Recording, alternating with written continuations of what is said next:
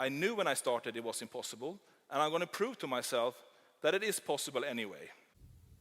Bonjour à tous, c'est Warren, j'espère que vous allez bien, j'espère que tout se passe bien pour vous. Je vous retrouve aujourd'hui pour la première vidéo histoire de l'automobile de la chaîne. Quoi de plus intéressant que de parler de l'histoire de l'automobile, parce que c'est bien beau de savoir qu'il y a tant de chevaux, tant de newton-mètres, etc. Mais si on ne connaît pas l'histoire de la voiture, je trouve ça dommage. Pour moi, c'est la base. On vient de passer les 220 abonnés, merci à vous.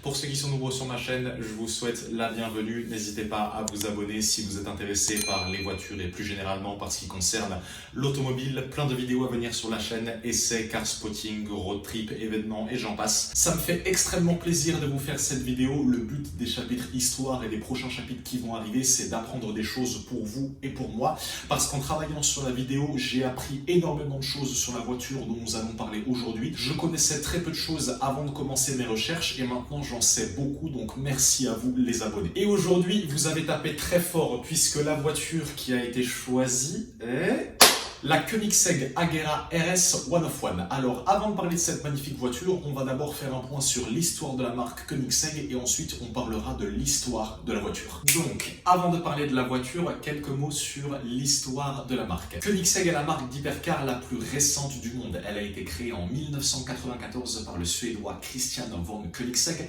Je vais dire CVK, ça ira plus vite. À 22 ans, CVK a décidé de poser ses couilles sur la table et de fonder son entreprise d'hypercar en partant de zéro.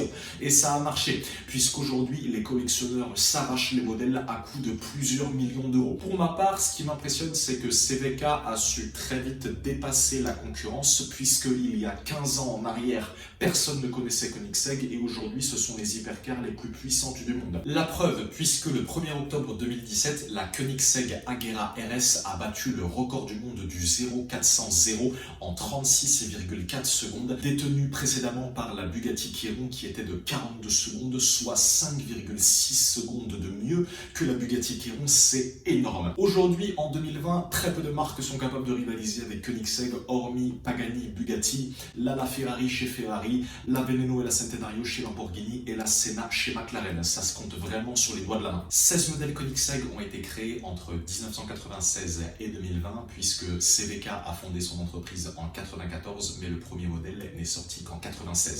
CVK a aujourd'hui environ 200 employés à son service et il a déjà construit plus de 150 voitures et la demande augmente chaque année. CVK voulait construire quelque chose que personne d'autre n'avait encore fait et que cette chose soit meilleure en tout point que les voitures les plus célèbres du moment.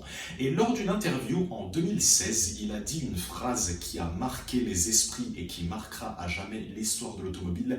Il a dit ceci: Why would you buy a car from a small obscure Swedish car manufacturer?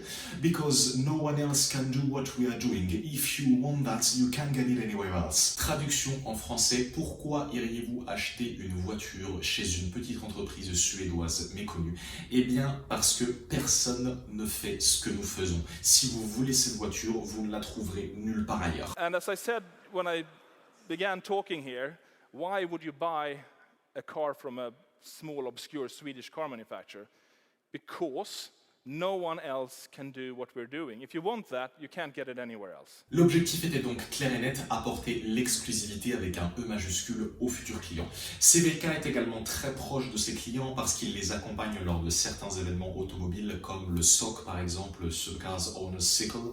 Je vous mets tout de suite la bannière si vous n'aviez pas vu la vidéo du SOC que j'ai faite cette année à Stade. Aujourd'hui, nous allons parler de la Koenigsegg Agera RS 101. Parlons à présent de l'histoire de la voiture. C'est parti. La première chose, c'est qu'il ne faut pas confondre la 101 et la 101. Oui, moi aussi au début je me suis emmêlé les pinceaux, mais maintenant ça va mieux. Ces voitures, elles sont toutes les deux des dérivés. Et la base de ces dérivés, c'est quoi? Eh bien, c'est la gamme Agera. Vous avez l'Agera normale, l'Agera R, l'Agera S et l'Agera RS. La 101, c'est un modèle qui est dérivé de l'Agera R, alors que la 101, c'est un modèle qui est dérivé de l'Agera RS. De plus, la 101 est limitée à 7 exemplaires dans le monde, alors que la 101 est limitée à un seul et unique exemplaire dans le monde. La gamme Agera, c'est une gamme de modèles dont la conception a commencé en 2010 et s'est terminée en 2016. Pour clôturer cette gamme, avant de passer à la gamme Regera, eh bien CVK a voulu concevoir 3 modèles qu'il a nommés Final Editions. Vous avez la Final Edition Thor, la Final Edition Vader et l'Agera RS 101, littéralement en français les éditions finales. Pourquoi cette voiture a été créée? Eh bien au moment de sa sortie au Salon de Genève en 2016, le but de cette voiture c'était de la rendre unique. C'est pourquoi tout ce que le client a choisi a été directement intégré au prix de la voiture. Toutes les options disponibles au catalogue Koenigsegg ont été directement incluses dans le prix, il n'y a pas de supplément. CVK était donc dans l'optique de construire une voiture pour et uniquement pour le client. Il fallait bien évidemment que la One of One ait exactement les mêmes équipements déjà présents sur les anciennes Agera. C'est pourquoi 4 points importants ont été conservés. Elle a exactement les mêmes performances que la One One que je vais vous détailler juste après. Il fallait conserver le toit en verre. Alors en réalité le toit n'est pas totalement en verre, les parties latérales sont en carbone et la majeure partie du toit est en carbone. Uniquement la partie centrale est en verre. Il fallait pouvoir ranger le toit à l'avant de la voiture et il fallait également que les clients aient de la place pour les bagages. Ça, c'est les 4 points qui devaient être conservés. Et ça a été chose faite puisque la One of One a exactement les mêmes performances que la One One, à savoir un moteur V8 biturbo de 5 litres, 1360 chevaux, 1371 Nm avec une boîte automatique double embrayage, 7 rapports et le tout en propulsion. Donc ça a bien évidemment été conservé et c'était absolument impératif. Il ne fallait pas que la One of One ait des performances inférieures aux précédentes Agera, bien évidemment. La seule différence, c'est que suite aux souhaits formulés par les clients, la One of One est légèrement plus lourde que la One One. Elle pèse 20 kg de plus pour un poids total de 1380 kg, mais bon, rien de grave en soi. Au-delà de ça, ce qui a été révolutionnaire sur la gamme Agera et donc sur la One of One, c'est que les précédents modèles CC, CCX, CCXR, etc. étaient tous équipés d'un moteur Ford et pour la gamme Agera, CVK a choisi de construire son propre bloc moteur n'ayant plus rien à voir avec le bloc Ford. C'est pourquoi un nouveau V8 a été construit à 95% par Koenigsegg et à 5% par l'entreprise américaine Grainger Everall. Grainger Everall ont entièrement redessiné la culasse du moteur. La culasse a été entièrement redessinée avec la soupape de culbutage du côté admission pour augmenter la turbulence lorsque l'air est pompé dans le moteur. L'air turbulent va alors fournir un taux de combustion plus rapide, ce qui conduit à une combustion plus efficiente et plus efficace. La pièce est fournie par les fournisseurs de Formule 1 Grainger Everall, comme je vous l'ai dit, puisque c'est une technologie de qualité qui est, comme son nom l'indique, utilisée sur les Formule 1 et tout ceci, ça va conduire à un ensemble à la fois plus solide et plus léger. Malgré ça, le gros problème de la voiture a été son poids. CVK a donc eu recours à une utilisation massive de carbone, notamment au niveau des jantes. Les jantes sont entièrement en carbone et sont composées de 650 morceaux de carbone chacune. La partie la plus spectaculaire est bien évidemment l'aileron monté sur des mâts horizontaux et non pas verticaux, afin de réduire les turbulences présentes sous la lame inférieure, là où la déportance est la plus importante. Cet ensemble peut générer jusqu'à 600 kg d'appui. Petite parenthèse, l'appui c'est quoi? Eh bien, plus un aileron est braqué, plus il va offrir de résistance à l'air et donc à l'avancée de la voiture. C'est-à-dire que l'air va créer une force dans le sens inverse de cette avancée, c'est ce qu'on appelle la traînée. Plus l'aileron est braqué ou incliné, c'est la même chose, plus il va procurer d'appui à la voiture et lui permettre d'aller vite dans les virages, c'est ce qu'on appelle la déportance. Cet appui, eh bien, il est calculé par rapport à une valeur de référence qui est de 250 km/h. Pour vous donner un ordre d'idée, une Porsche GT2 RS, elle représente 300 kg d'appui à 250 km/h, alors que la Koenigsegg One of One, elle représente 600 kg d'appui à 250 km/h, soit 2 fois plus qu'une GT2 RS. Une GT2 RS, juste pour vous remettre les choses en tête, c'est quand même un flat six 3,8 litres, 700 chevaux, 750 Nm, voilà.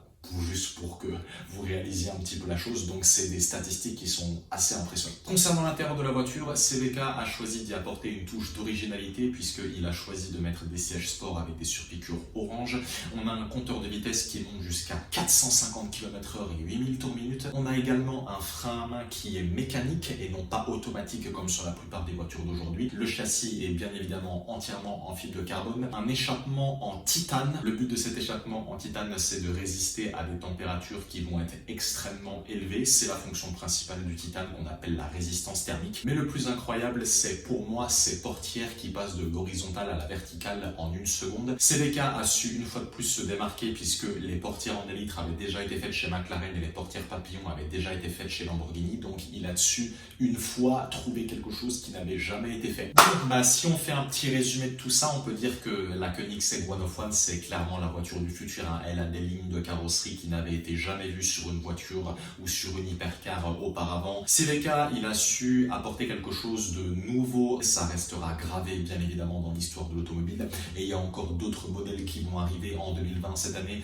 avec la Koenigsegg Jesko dont vous avez déjà peut-être entendu parler. Bravo à lui, bravo à CVK parce qu'il a su non seulement se démarquer en créant une voiture qui n'avait jamais été produite dans tous les sens du terme, et il a également su respecter les souhaits et les demandes des clients. On va terminer par le prix de la voiture, 6 millions d'euros. Vous vous rendez compte? Voilà, donc la voiture, elle était je crois à 2 ou 3 millions au moment de sa sortie au Salon de Genève en 2016. 4 ans plus tard, aujourd'hui, elle a déjà pris énormément de valeur. Il n'y a qu'un exemplaire dans le monde, donc voilà. Voilà, c'est terminé pour cette première vidéo histoire de l'automobile de la chaîne. J'espère que la vidéo vous a plu à propos de cette magnifique Koenigsegg Agera RS 101. Merci à vous, merci d'avoir regardé. Il y aura plein d'autres vidéos histoire de l'automobile qui vont arriver sur la chaîne.